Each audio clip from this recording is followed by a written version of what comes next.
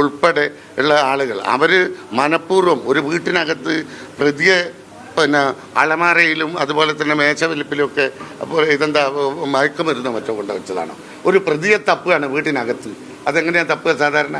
അത് മാത്രമല്ല, പ്രസവിച്ച് കിടക്കുന്ന ആ സ്ത്രീയുടെ ആ ബെഡിൽ രണ്ട് കാലിന് മേലെ കാലെടുത്ത് വെച്ച് ആ സ്ത്രീയോടാണ് പറയുന്നത് ഒരു കൊലക്കേസിലെ പ്രതിയെ പോലെ ആ സ്ത്രീയെ ചോദ്യം ചെയ്യാണ്. അപ്പോൾ ഇതൊക്കെ കേട്ടുകേൾവിയില്ലാത്ത സംഗതിയാണ്. ഇത് CPM സ്പോൺസർ ചെയ്ത പരിപാടിയാണ്. കഴിഞ്ഞ ആഴ്ച 5 ദിവസം മുമ്പ് അവിടെ ഇതേപോലെ അവിടുത്തെ മുസ്ലിം ലീഗിൻ്റെ ഒരു പ്രവർത്തകൻ, അവന് യൂസഫ് എന്ന് പറയുന്ന, അവൻ ജ്വല്ലറി ബിസിനസ് ചെയ്യുന്ന ഒരു യൂത്ത് ലീഗുകാരനാണ്. പയ്യോളിയാണ് ബിസിനസ്. അദ്ദേഹം രാത്രി കട പൂട്ടി വീട്ടിലേക്ക് വരുന്നതിൻ്റെ വീടിൻ്റെ ഏതാണ്ട് ഒരു 1/2 കിലോമീറ്റർ ഇപ്പുറത്ത് വെച്ച് അദ്ദേഹത്തിൻ്റെ ബൈക്കിന് വടിവാട് കൊണ്ട് വെട്ടുകയാണ്. പിന്നീട് നിങ്ങളൊക്കെ കണ്ടതാണ്, മാരകമായി അദ്ദേഹത്തിൻ്റെ കഴുത്തിന് വെട്ടാൻ പോകുമ്പോൾ അദ്ദേഹം തടഞ്ഞു. കൈക്ക് വലിയ മുറിവേറ്റു, കൈ പൊട്ടി, കാല് മുഴുവൻ അടിച്ചു പൊട്ടിച്ചു, പ്ലാസ്റ്റർ ഇട്ട് കിടക്കുകയാണ്. എന്നിട്ട് അത് മാത്രമല്ല, 43 ഗ്രാം സ്വർണം അദ്ദേഹത്തിൻ്റെ കയ്യിലുണ്ടായിരുന്നു. ഒരു മൊബൈൽ ഫോണും അദ്ദേഹത്തിൻ്റെ കയ്യിലുണ്ടായിരുന്നു, ആപ്പിൾ ഫോൺ. എന്നിട്ട് സുരേഷ് എന്ന് പറയുന്ന DYFIയുടെ ഒരു പ്രവർത്തകനാണ് ഇവൻ്റെ പോക്കറ്റിൽ നിന്ന് ഈ മൊബൈലും സ്വർണവും എടുക്കുന്നത്. അതിവൻ കണ്ടിട്ട് നേരിട്ട് സുരേഷിനോട് പറയുന്നുണ്ട്, സുരേഷ്, എൻ്റെ സ്വർണവും മൊബൈലും നീ എടുക്കുന്നുണ്ട്, അതെടുക്കേണ്ടതെന്ന് ഇവൻ നിസ്സഹായനായി വെട്ടുകൊണ്ട് നിലവിളിക്കുമ്പോൾ പറയുന്നുണ്ട്. അത് പോലീസിനോട് പറഞ്ഞിട്ടുണ്ട്. പ്രതികളെയൊക്കെ ഇവർക്കറിയാം. പ്രതികളെ ഏതാണ്ട് 5-10 ആളുകളുണ്ട്. ഇവരുടെ പേരൊക്കെ പറഞ്ഞു കൊടുത്തിട്ട് പോലും ഒരാളെ മാത്രമാണ് പിടിച്ചത്. ആരെയും പിടിച്ചില്ല എന്ന് മാത്രമല്ല, ഇപ്പുറത്ത് കൗണ്ടർ കേസ് ഉണ്ടാക്കിയിട്ട് ആരെയോ അടിച്ചു എന്ന് പറഞ്ഞുകൊണ്ട് അതിനെതിരെ പോലീസ് കാണിച്ച ഭീകരാവസ്ഥ നിങ്ങളൊക്കെ കണ്ടതാണ്. ഒരു വീട്ടിൽ 4, 5, 6 തവണ വരികയാണ് ഇവർ പോലീസ്.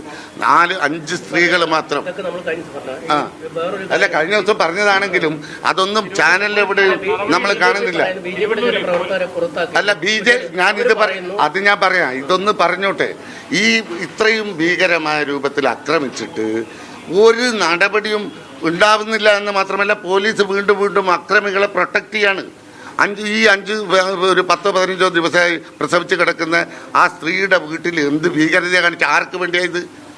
അപ്പോൾ ഈ പ്രതികളെ ആരെയും ഇവനെ കൊല്ലാൻ വേണ്ടി ശ്രമിച്ച, ദൈവാധീനം കൊണ്ട് മാത്രം രക്ഷപ്പെട്ട യൂസഫിൻ്റെ കൊല്ലാൻ ശ്രമിച്ച പ്രതികളെ പിടിക്കാൻ ശ്രമിക്കുന്നില്ല.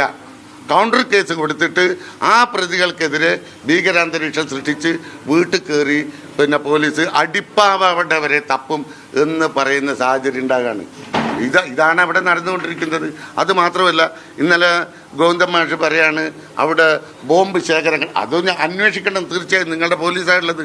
ബോംബ് ശേഖരം നിങ്ങളുടെ കേന്ദ്രത്തിൽ നിന്നാണ് കണ്ടെത്തിയത്. സ്റ്റീൽ ബോംബ് എന്ന് പറയുന്ന 3 സാധനം അവിടെ കണ്ടെത്തിയിട്ടുണ്ട്. അത് നിങ്ങളുടെ കേന്ദ്രമാണ്.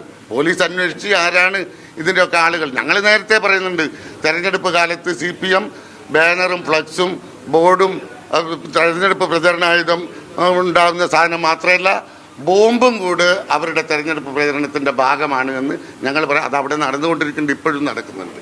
ഇതാണ് അവിടുത്തെ ഒരു അവസ്ഥ.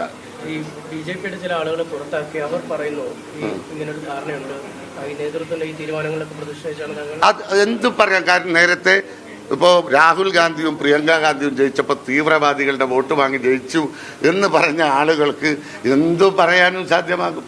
BJPയുമായി ഡീലുണ്ട് CPMന് വടകര താലൂക്കിൽ, സംശയമില്ല. അത് മറച്ചു വെക്കാൻ അതിനു വേണ്ടിയാണ് ഇപ്പൊ ഈ ഡീലുമായി വന്നിട്ടുള്ളത്. ഒരു നടപടിയും ഈ പോലീസ് ഒന്ന് അവിടുത്തെ രഞ്ജിത്ത് എന്ന് പറയുന്ന SI ഉൾപ്പെടെ ഉള്ള ആളുകൾ അവര് മനഃപൂർവ്വം ഒരു വീട്ടിനകത്ത് പ്രതിയെ അലമാരയിലും അതുപോലെ തന്നെ മേശവലിപ്പിലുമൊക്കെ അപ്പോൾ ഇതെന്താ മയക്കുമരുന്നോ മറ്റോ കൊണ്ടുവച്ചതാണ്. ഒരു പ്രതിയെ തപ്പുകയാണ് വീട്ടിനകത്ത്. അതെങ്ങനെയാണ് തപ്പുക സാധാരണ? അത് മാത്രമല്ല, പ്രസവിച്ച് കിടക്കുന്ന ആ സ്ത്രീയുടെ ആ ബെഡിൽ രണ്ട് കാലിന് മേലെ കാലെടുത്ത് വെച്ച് ആ സ്ത്രീയോടാണ് പറയുന്നത് ഒരു കൊലക്കേസിലെ പ്രതിയെ പോലെ ആ സ്ത്രീയെ ചോദ്യം ചെയ്യാണ്. അപ്പോൾ ഇതൊക്കെ കേട്ടുകേൾവിയില്ലാത്ത സംഗതിയാണ്. ഇത് CPM സ്പോൺസർ ചെയ്ത പരിപാടിയാണ്.